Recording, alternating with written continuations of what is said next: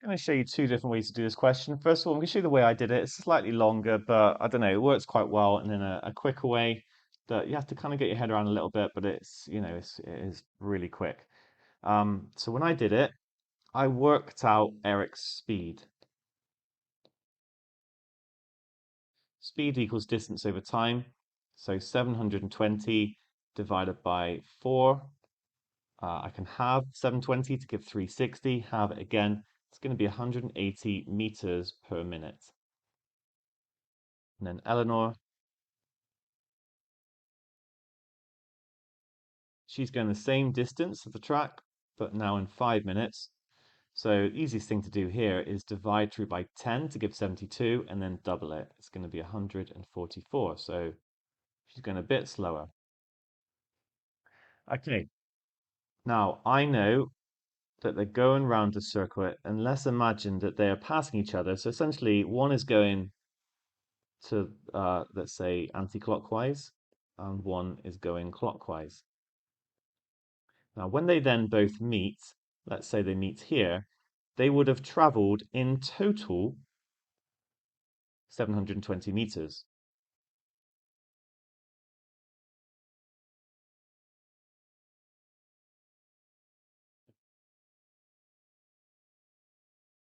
So if we take their speeds and times it by a time, okay, that's the time at which they meet. 180 t, that's going to be distance is speed times time. So this would be the amount that Eric runs in the time that it takes them to meet again. And then I can add on the amount that Eleanor would run, which would be 144 t, and that must equal 720. So I've set up an equation to work out the time that it takes them to meet. Because if I do that, I can then use their speeds to work out the distance Eleanor's speed to work out the distance that she has traveled. Okay, so this equation is really critical, and I hope this is making sense. I just want to say it one more time. I've got their speeds. I'm then using distance is speed times time. So in the time that it takes them to meet, which I'm calling time t, Eric would have run 180 times t, Eleanor would have run 144 times t, and we know that together those two distances would add to 720 because they've gone round a whole track between them. Okay, so if I add them up, I get 320/40, which is 720. So t is equal to 720. Okay, this method we kind of have to deal with this fraction. Um, I'm not going to divide through by 324. I'm going to like halve both of them to 360 over 162, which is going to give me 180 over 81. Okay, that's good. Now I see the common factor of 9. I could have spotted it straight away to start with, but divide through by 9, I'm going to get 20 over 9. All right, that's the time that it takes them to meet. So I can now work out how far Eleanor's gone in that time because it's going to be the 144 times t. Let me just write that down. So Eleanor will have run 144t, which is 144 times 20 over 9. And 9's into 144. Go once, remainder 5. And then it's going to give me 6. So 16. 9 times 16 is 144. So overall, it's going to be 16 times 20, which is 320. Eleanor's run 320 meters. Eric must have run 400, but it's the 320 we're interested in.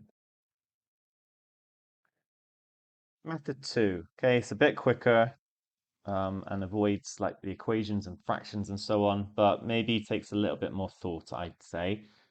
Okay, it is to look at the ratio first of all. So the ratio of their times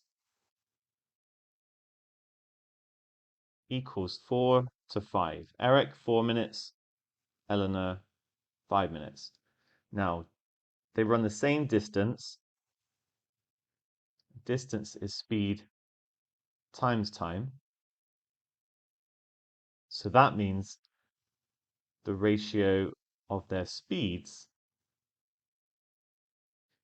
is going to equal 5 to 4, Eric and Eleanor. Like these two things have to multiply to the same amount, basically. That's what I'm arguing, because the distances are the same. So what this means is that Eleanor runs 4/9 of a distance. Okay, so I've just added them up. That's the total amount. So the fraction that she runs, if the ratio is 5 to 4, and, you know, like if you go twice as fast, you're going to go twice the distance. She goes 4/9 as fast, so she's going to go 4/9 of the distance. Eleanor runs 4/9 of a distance in the time Eric runs 5/9. So if they run 720 meters between them, and this comes back to the fact that they're going around this closed loop, and that's how far they run, and for them to then meet again, we just need to do 4/9 times this 720. Okay, that is the fraction that Eleanor would have run. So 9s into 720 go 80, so it's 4 times 80, which gives 320. So this method can be done really quickly if you get your head around the ratios and this idea. Okay, this is a bit of a safer way. To be honest, I always opt to kind of using speed equals distance over time. It just seems to be a lot more comfortable, but it's good to see both, and well done with this question.